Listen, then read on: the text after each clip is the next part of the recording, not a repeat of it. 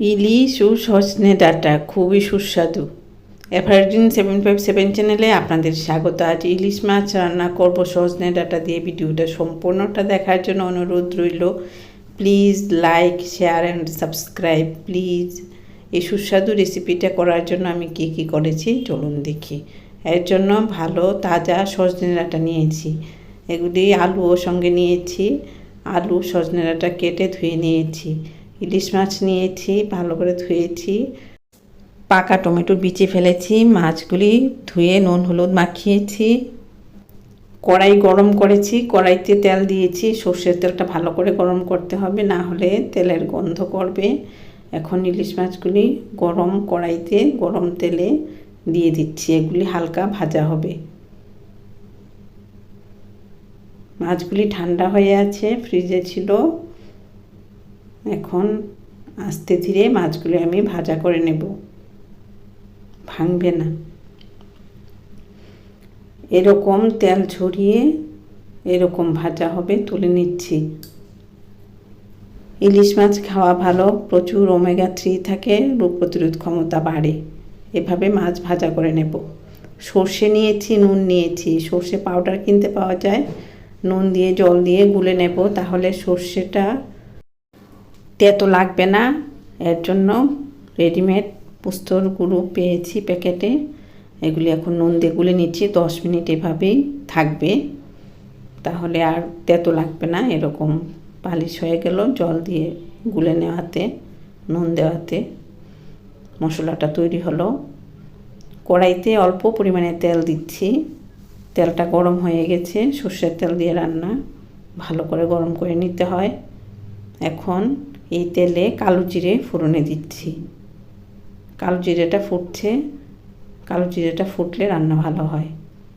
এখন এই কালো জিরে ভাজা হয়েছে। এখন সজনে ডাঁটা, আলু এখানে দিয়ে দিচ্ছি। সজনে ডাঁটা আলুর মধ্যে নুন দিচ্ছি এই পরিমাণে, হলুদ দিয়ে দিচ্ছি এই পরিমাণে। নুন, হলুদ, সজনে ডাঁটা, আলু মিশিয়ে নিচ্ছি। কালো জিরে যে ফোড়ন দিয়েছি এটার সাথে। খুব সুন্দর একটা রেসিপি শেয়ার করছি। খুব ভালো, সজনে ডাঁটা খুবই উপকারী।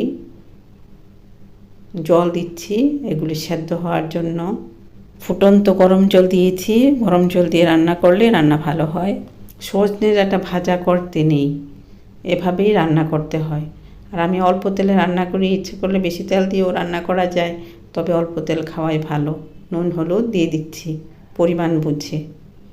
নুন হলুদটা মিশিয়ে নিচ্ছি সজনে ডাঁটা ও আলুর সাথে।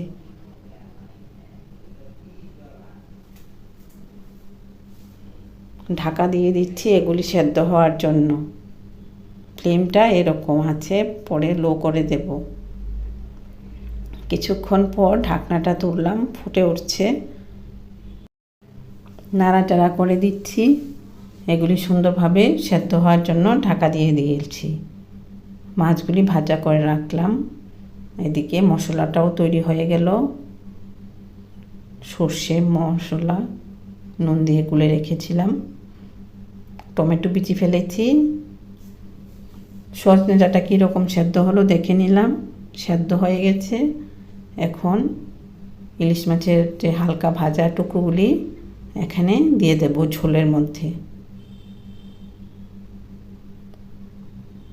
সবগুলি মাছ দিয়ে দিলে সুন্দর ফ্লেভার হবে। মাছগুলি খুব ভালো, সুন্দর ফ্লেভার আছে, ইলিশের ফ্লেভার আছে। তাজা ইলিশ মাছ খুব ভালো। এভাবে ইলিশ মাছ খেলে রোগ প্রতিরোধ ক্ষমতা বাড়ে, শরীর সুস্থ থাকে। ঢাকা দিয়ে দিলাম, মাছগুলি সেদ্ধ হবে। মাছগুলি সেদ্ধ হওয়ার পর সজনে ডাঁটা আরও ভালো করে সেদ্ধ হওয়ার পর পাকা টমেটো বিচি ফেলে দিয়েছি। পাকা টমেটোগুলি ছড়িয়ে দিলাম সেদ্ধ হওয়ার জন্য, তাড়াতাড়ি সেদ্ধ হয়ে যাবে। ঢাকা দিয়ে দিলাম। এভাবে ফুটছে, মাছ সেদ্ধ হচ্ছে, সজনে ডাঁটাও নরম হচ্ছে, আলু সেদ্ধ হচ্ছে, টমেটোগুলিও সেদ্ধ হচ্ছে। এখন সম্পূর্ণ রান্নাটা শেষ হওয়ার আগে আমি ওই যে নুন দিয়ে সর্ষে বাটাটা গুলে রেখেছিলাম, এটা এখন দিয়ে দিচ্ছি এভাবে উপর থেকে। সর্ষে পেস্ট দিয়ে দিচ্ছি উপর থেকে, তারপর আলতো করে নাড়াচাড়া করে দেব, তাহলে সর্ষেটা মিশে যাবে। খুব আলতোভাবে সর্ষে বাটাটা মিশিয়ে নিচ্ছি। এভাবেই নাড়াচাড়া করতে হবে। যা সুন্দর একটা রেসিপি শেয়ার করছি, এভাবে রান্না করে খাবেন, বেশ ভালো লাগবে।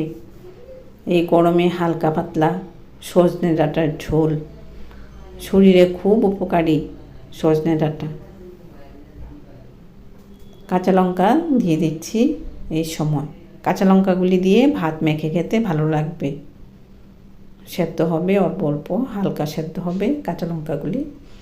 এখন কাঁচা তেল দিয়ে দিচ্ছি হাফ চামচ। দারুণ হবে রান্নাটা, এভাবে রান্না করে দেখুন। ভালো লাগলে সাবস্ক্রাইব করুন এভারগ্রিন 757 চ্যানেল, লাইক করুন, বন্ধুদের মধ্যে শেয়ার করুন, পাশে থাকুন, ভালো ভালো রান্না দেখতে পারবেন।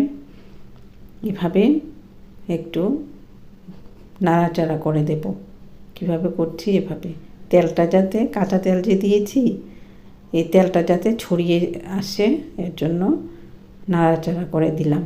তেলটা ছড়িয়ে গেছে, এখন সুন্দর একটা সেন্ট বেরিয়েছে। সর্ষে বাটা দিয়েছি, কাঁচা তেল দেওয়াতে রান্নাটা আরও টেস্টি হয়ে গেল। এভাবে কাঁচা তেল দিয়ে রান্না করবে, এভাবে রান্না করে খাবে, আমার খুব ইচ্ছে। ভালো থাকো, সুস্থ থাকো, ধন্যবাদ।